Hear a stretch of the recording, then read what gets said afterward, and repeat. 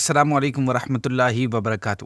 Web series after Karbala میں آپ کو ایک بار پھر ویلکم۔ ناظرین، لاسٹ ایپیسوڈ میں بتایا تھا کہ ابن زیاد کا مکان بند ہونے کی وجہ سے خولی امام علی مقام کے سر مبارک کو اپنے گھر لے گیا تھا۔ پھر وہاں اس کی اپنی وائف کے ساتھ جو کنورزیشن ہوئی تھی وہ بھی ہم نے سنی۔ آج کے ایپیسوڈ میں ہم اسی سے کنیکٹ کر کے آگے بڑھیں گے۔ ناظرین، ابن زیاد کوفہ کے گورنر ہاؤس میں بیٹھا تھا اور لوگوں کو محل میں آنے کی جنرل پرمیشن تھی، یعنی کوئی بھی اندر آ سکتا تھا۔ جب دربار لوگوں سے بھر گیا تو ابن زیاد کے سامنے امام علی مقام کا سر اقدس ایک ڈش میں اس وقت بھی ظالم ابن زیاد سر مبارک کی بے حرمتی کرنے سے باز نہیں آیا۔ اس کے ہاتھ میں ایک چھڑی تھی جس سے وہ بار بار آپ کے لبوں اور دانتوں کو مار رہا تھا۔ اس وقت وہاں ایک بہادر صحابی رسول حضرت زید بن ارقم رضی اللہ تعالیٰ عنہ موجود تھے۔ انہوں نے اپنی جان کی پرواہ کیے بغیر ابن زیاد کی گستاخی پر اسے للکارا، جس پر وہ شاکڈ ہو کر رہ گیا۔ آپ رضی اللہ عنہ نے اس کو سر مبارک سے دور کر دیا اور پھر آپ نے بے اختیار رونے لگے۔ ابن زیاد سے یہ برداشت نہ ہوا اور وہ شدید غصے میں آ گیا اور آپ سے بے ادبی اور بدتمیزی کرنے لگا۔ آپ وہاں سے اٹھے اور لوگوں سے کہنے لگے، اے لوگو، آج تم سب غلام بن گئے، کیونکہ تم لوگوں نے سیدہ فاطمہ کے لخت جگر کو قتل کیا ہے اور مرجان کے بیٹے کو اپنا حاکم بنایا ہے، جو تمہارے نیک لوگوں کو قتل کر رہا ہے اور بڑوں کو غلام بنا رہا ہے۔ تم نے ذلت کو گوارا کیا ہے اور جو ذلت کو گوارا کرے اس پر خدا کی مار ہے۔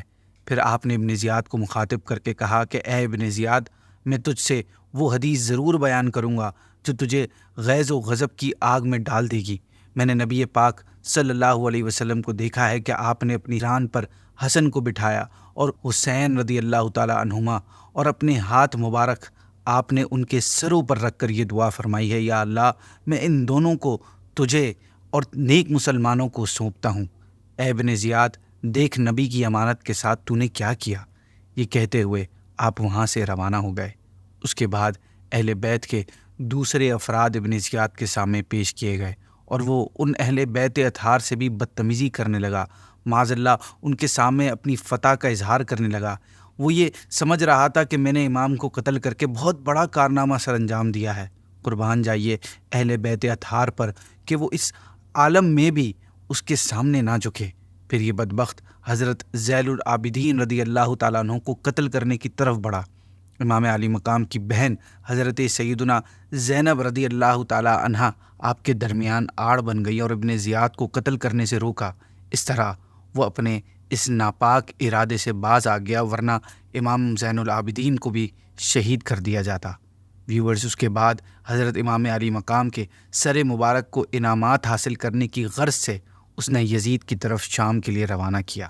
اس کا مقصد یہ تھا کہ یزید کے پاس جب یہ سر مبارک پہنچے گا تو یزید اسے انعامات و اکرامات سے نوازے گا۔ جب سر مبارک کو شام کی طرف روانہ کیا جا رہا تھا تو اس وقت سر مبارک سے بڑے عجیب کرامات کا ظہور ہوا۔ چنانچہ حضرت زید بن ارقم سے روایت ہے کہ جب ابن زیاد نے حکم دیا کہ حضرت امام حسین کے سر انور کو نیزے پر چڑھا کر کوفہ کی گلیوں میں پھرایا جائے تو اس وقت میں اپنے مکان کی کھڑکی میں کھڑا قرآن حکیم کی سورہ کہف کی تلاوت کر رہا تھا۔ پڑھتے پڑھتے جب میں اس آیت کریمہ تک پہنچا جو کہ سورہ کہف کی آیت نمبر 9 تھی، جس کا ترجمہ ہے، کیا تمہیں معلوم ہوا کہ پہاڑ کی کوہ میں اور جنگل کے کنارے والے ہماری ایک عجیب نشانی تھے۔ اس آیت پر پہنچتے ہی سر مبارک سے ایک آواز آئی، اے قرآن پڑھنے والے، اصحاب کہف کے قصے سے زیادہ عجیب میرا قتل کرنا اور سر نیزے پر لیے پھرنا ہے۔ ناظرین، حقیقت یہی ہے کیونکہ اصحاب کہف پر ظلم غیر مسلموں نے کیا تھا اور انہیں قتل نہیں کیا گیا تھا، اور امام علی مقام کو ان کے نانا جان کا کلمہ پڑھنے والوں نے مہمان بنا کر بلایا، پھر بے وفائی کی اور 3 دن بھوکا پیاسا رکھ کر شہید کر دیا۔ یہ زیادہ عجیب ہے۔ پھر جب یزیدیوں کا یہ گروپ امام علی مقام کے سر مبارک کو لے کر پہلی منزل پر ایک چرچ کے پاس رات گزارنے کے لیے رکا اور شراب پینے میں مصروف ہو گیا تو ان کے سامنے کہیں سے ایک لوہے کی ایک قلم ظاہر ہوئی، اور اس قلم نے خون سے یہ شعر لکھا جس کا ترجمہ ہے کہ جنہوں نے حضرت امام حسین کو قتل کیا ہے وہ اس بات کی امید رکھتے ہیں کہ ان کے نانا جان قیامت کے دن ان کی شفاعت کریں گے۔ یزیدیوں نے جب یہ دیکھا تو اس پر ان کو بڑا تعجب ہوا۔ دوسری روایت میں یہ بھی آیا ہے کہ جب ان کی نگاہ لکھے ہوئے شعر پر پڑی تو انہوں نے چرچ کے راہب سے پوچھا کہ یہ شعر کس نے لکھا ہے اور کب لکھا ہوا ہے؟ راہب نے کہا، یہ کس نے لکھا ہے یہ مجھے معلوم نہیں، البتہ اتنا جانتا ہوں کہ یہ تمہارے نبی کے زمانے سے 500 برس پہلے کا لکھا ہوا ہے۔ ناظرین، اس راہب نے جب شہیدوں کے سروں کو نیزے پر اور چند بیویوں کو اور بچوں کو قید کی حالت میں دیکھا تو اس کا دل بھر آیا، اور پوچھنے پر اس نے پورا حال جب اس کو پتہ چلا تو اس نے کہا، معاذ اللہ، تم لوگ کتنے برے آدمی ہو کہ تم نے اپنے نبی کی اولاد کو قتل کر دیا اور پھر ان کے بال بچوں کو قیدی بنایا ہوا ہے۔ پھر اس راہب نے ان یزیدیوں سے کہا کہ اگر تم رات بھر کے لیے اپنے نبی کے نواسے کا سر ہمارے پاس رہنے دو تو میں تم کو 10,000 درہم دوں گا۔ وہ لوگ راضی ہو گئے۔ راہب نے رقم ادا کر کے حضرت امام حسین کا سر مبارک لیا اور اپنے مخصوص کمرے میں لے گیا۔ پھر سر انور اور چہرہ مبارک اور مقدس زلفوں اور داڑھی کے بالوں پر جو گرد و غبار اور خون جمع ہوا تھا دھویا، عطر لگائی اور بڑی تعظیم و تکریم کے ساتھ اپنے سامنے رکھ کر زیارت کرنے لگا۔ اللہ پاک اس کے اس ادب سے راضی ہوا اور اس نے اپنی رحمت کے دروازے اس راہب کے لیے کھول دیے۔ راہب رونے لگا اور اس کی نگاہوں سے پردے اٹھ گئے۔ اس نے دیکھا کہ سر اقدس سے آسمان تک نور ہی نور ہے۔ جب اس نے سر اقدس کی یہ کرامت اور انوار و تجلیات کو آبزرو کیا تو سچے دل سے وہ لا الہ الا اللہ محمد رسول اللہ پڑھ کر مسلمان ہو گیا، اور صبح کو سر انور ان یزیدیوں کے حوالے کرنے کے بعد چرچ کو ہمیشہ کے لیے چھوڑ کر وہ اہل بیت کا خادم بن گیا۔ یہاں ایک اور واقعہ بھی ہوا کہ یزیدی لشکر نے آپس میں یہ فیصلہ کیا کہ جو درہم راہب نے دیے ہیں وہ یہیں آپس میں ڈیوائیڈ کر لیا جائے۔ چنانچہ انہوں نے جیسے ہی درہم بھری تھیلی کا منہ کھولا تو انہوں نے دیکھا کہ سب درہم کنکریوں میں تبدیل ہو گئے، پتھروں میں تبدیل ہو گئے، اور تھیلی کی دونوں سائڈ پر قرآن کریم کی 2 آیت مبارکہ لکھی تھیں، جن میں سے پہلی کا ترجمہ ہے، اور ہرگز اللہ کو بے خبر نہ جاننا ظالموں کے کام سے، اور دوسری آیت کا ترجمہ ہے، اور ان قریب ظالم جان لیں گے کہ کس کروٹ پر پلٹا کھائیں گے۔ ناظرین، ایک طرف ایک خوش نصیب نے سر مبارک کی تعظیم کی اور دنیا و آخرت کی سب سے بڑی نعمت ایمان حاصل کر لی، اور دوسری طرف چند بدبختوں نے اس سر مبارک کی بے حرمتی کر کے بھاری نقصان اٹھایا۔ پھر جب امام مظلوم کا سر مبارک اس ظالم یزید کے پاس پہنچا، یزید کے ہاتھ میں اس وقت ایک اسٹک تھی، وہ اس اسٹک سے سر مبارک کو چھونے لگا۔ اس وقت وہاں پر ایک کرسچن بادشاہ روم کا سفیر موجود تھا۔ وہ سر مبارک کے ساتھ یہ سلوک دیکھ کر حیران ہو کر بولا کہ ہمارے یہاں ایک آئی لینڈ کے چرچ میں عیسیٰ علیہ السلام کے گدھے کے کھر کا نشان ابھی تک محفوظ ہے۔ ہم ہر سال دور دور سے اس کی طرف حج کی طرح جاتے ہیں اور منتیں مانتے ہیں اور اس کی ایسی رسپیکٹ کرتے ہیں جیسے تم لوگ اپنے کعبے کی کرتے ہو۔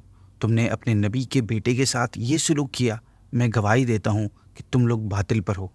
ایک یہودی نے کہا، مجھ میں اور داؤد علیہ السلام میں 70 پشت کا فاصلہ ہے۔ یہود اس وجہ سے میری رسپیکٹ کرتے ہیں اور تم خود اپنے نبی کے بیٹے کو قتل کیا۔ حیرانی سے یہ الفاظ بول کر وہ چلا گیا۔ حضرت علامہ ابن حجر مکی رحمۃ اللہ تعالیٰ علیہ روایت فرماتے ہیں کہ سلیمان بن عبد الملک ایک مرتبہ خواب میں نبی پاک صلی اللہ علیہ وسلم کی زیارت سے مشرف ہوئے۔ انہوں نے دیکھا کہ نبی کریم صلی اللہ علیہ وسلم ان کے ساتھ لطف و کرم فرما رہے ہیں۔ صبح انہوں نے حضرت حسن بصری رحمۃ اللہ تعالیٰ علیہ سے اس خواب کی تعبیر پوچھی تو انہوں نے فرمایا، شاید آپ نے آل رسول کے ساتھ کوئی بھلائی کی ہے۔